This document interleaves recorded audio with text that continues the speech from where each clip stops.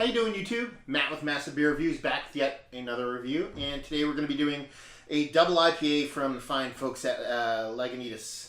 I've had Lagunitas before, a couple of their beers, Hairy Eyeball, Brown Sugar, something extra, and a couple other beers. And as a person who doesn't covet double IPAs as much, love everything that Lagunitas has done, or the stuff that I've tried from them. So, super excited to try it. A little bit of a caveat on this one. This is, as you can see, a big, huge quart bottle of Lagunitas Sucks. And I know you IPA lovers out there, it's got to be the freshest thing possible.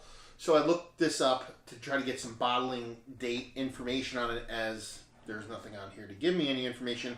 And apparently this is released November through January, and this is October. So this is going to be, best case scenario, 3/4 of a year old. So I know that's way too old for an IPA, but typically the Lagunitas beers that I've had, they tend to be a beautiful mixture of hoppiness and maltiness with nice sweetness to it. So I expect this to actually be quite nice, if not super hoppy, still really nice because of that malt character. So hopefully that's true. So, yeah, there we go. As far as what's on the bottle, like I said, it is a Lagunitas Sucks. Up top here it says, Lagunitas Sucks, brown sugar substitute ale. I guess it says around here, around the outside, it gives you an explanation of what the beer is, which says, we brewed this beer to replace our holiday release in the cold and capacity-bound winter of 2011. It was quickly sucked out of the brewery, leaving our capacity problem a little worse off than before. Oh well, it's good to have friends. Cheers, and share this one with an amigo. I'm by myself, so it's going to be all to my head. As far as other stuff on the bottle, IBUs, just a hair over 63, 8% alcohol. Lagunitas Brewing Company, Petaluma, California. On the side here, life is uncertain, don't sip. And on the other side, government warning malarkey, and that's about it. A couple things about this bottle. I like Lagunitas' bottles, or their labels. There's something about it. I just dig it, Nothing too crazy, but there's a nice simpleness to it that I'm a big fan of. 2, I love this bottle. This is like an old school, like, back in the day 40 from, like, what I remember when I was growing up in the 70s and 80s. This is like my parents on a bar, and you get like a Jenny bottle, a Jenny quart, or something like that. It's the same kind of bottle, so that just kind of tickles me pink. So I really love this bottling and labeling on this. But like I always say, proof is in the beer. But as I always say after I say that is, typically labels and bottling, if they're going to go the extra mile, if they're going to put a little more effort into it, they're probably going to put a little more effort into the beer. So usually it's good. So let's see what we have here.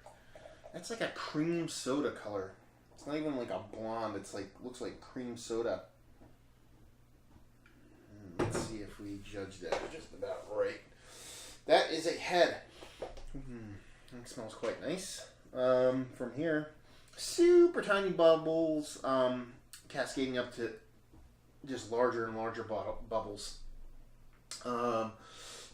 Full 3 fingers full of head, just probably the hairiest off weightish to it whatsoever.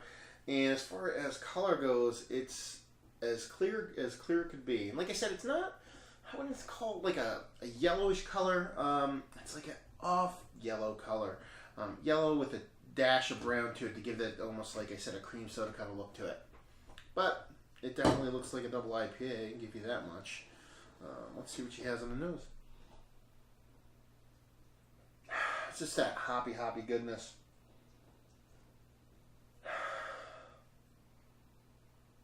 It's just like great fruitiness. That's just super citriness with a bit of, I'm getting a bit of pininess with it too. It's just that really, really distinctive Lagunitas smell to it.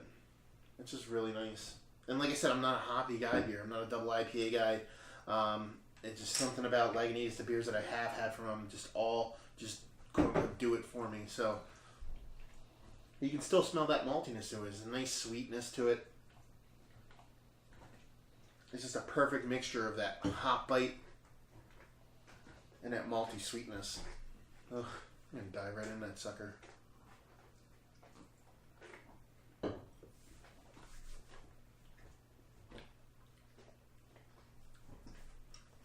they're just good beers.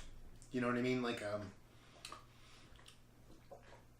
everything I've had from them, like I said, I've had several beers from them, and from a person that usually, I don't want to say loathes IPAs, or double IPAs, it's very few and far between that I find one I really like.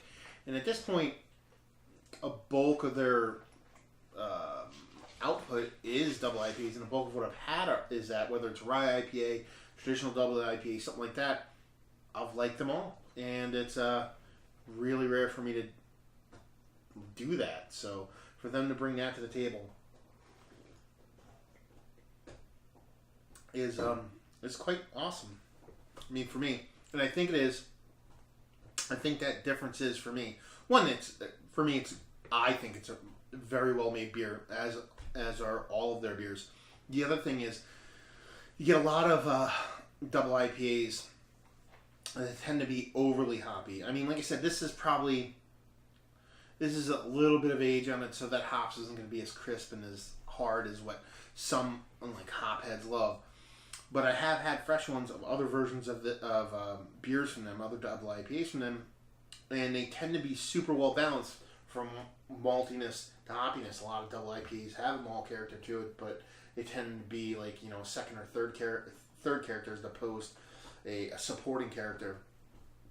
This has that hoppiness to it. It really nice hop with a little bit of dry finish, but not palate smacking over the top dry finish. But it has that nice sweetness to it.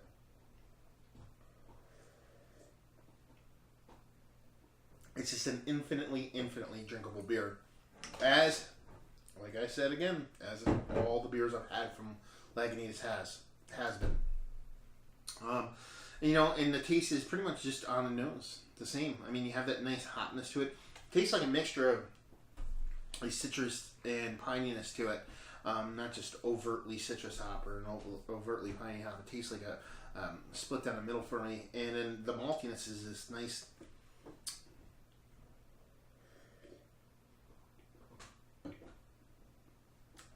It's just a sweetness. Almost caramelly in sweetness. Really subtle. It's just really delicious. And it's super well balanced. And just uber drinkable. If you're into IPAs in general, and you don't get Lagunitas distributed in your area, do yourself a favor and try to track some down. Whether it's this, or Sucks, or something extra, or Harry Eyeball, any of their beer, I highly recommend it, especially to you IPA lovers out there and hop heads and whatnot. And I feel like good beer in general, you owe it to yourself just to give these guys a whirl. It's because they know what they're doing, and they make great beers, and I cannot endorse them as a brewery enough. And I've said it several times in this review, and I've said it several times outside of it. I can't stress enough how picky I am when it comes to the IPAs that I do like, or hoppy beers, or double IPAs, or whatever you want to call it. Stuff that's super hop forward, I'm very, very picky. And so I'll pick one from this brewery, and I'll pick from this brewery, and it's very few and far between that I do that. And for me to not just be okay with, but really enjoy a whole spectrum of beers from a single brewery, I think that says something about the brewery. It could be just my palate, and for some reason they're just tuned in, or my palate is tuned in exactly what they're doing, and that's what I'm looking for. But Lagunitas, they're just awesome. Now, overall rating wise, what do I give this? I give this a 90. I like it that much. Straight 90. Availability and value. Can't get it in my area. I have to get it from outside my area. I have to drive minimum 45 minutes away to get it. So it's not readily available. So availability, I'm going to give it for northeastern Pennsylvania. And it should be here soon enough, hopefully. Availability, I'll give it like a 4. Because if you want to drive 40 minutes, you can get it. Now, value. That I'm going to talk about. They usually knock it out of the park when it comes to value. I'm usually picking up, when I do pick up Lagunitas, and I might be paying a little bit more for it because of availability reasons, because it's not readily available. I'm usually looking for a 6-pack. You're usually looking like $10 to $12 for a 6-pack. I think this quart costs like $7. And that seems to be like their MO across the board when it comes to their bottles. Their bomber style bottles are, $5. Their quarts and bigger bottles are going to be like $7, $8, $9. Their 6-packs are going to be $9 to $14. 6-packs, not 4-packs, 6-packs. And for me, for the kind of beer you're getting, it's a 10. It's a home run as far as value goes. So yeah, 90 overall, and A on available. Well, I'll go, like I said, 4 or 5 in availability in this area. I should go not available, but and value, I'll give it a straight up 10. You know, because the type of beer they're bringing, a lot of them, like I think it was a little something extra. They got a 6-pack that was like $12, and it tasted just as nice as like a $15 to $20 4-pack of some double IPAs. But anyway, yeah, super highly recommend a brewery in general, and this beer overall. It's another review in the books. Hopefully you guys enjoyed it. If you did or you didn't, or somewhere in between, please leave comments in the comment section below. If you'd like to check us out on the internet somewhere other than YouTube, you can on Facebook, Twitter, and Instagram at Massive Beers. We're way more active on Instagram, so if you're going to check us out anywhere, check us out there. And yeah, another review down. So hopefully you guys enjoyed the review.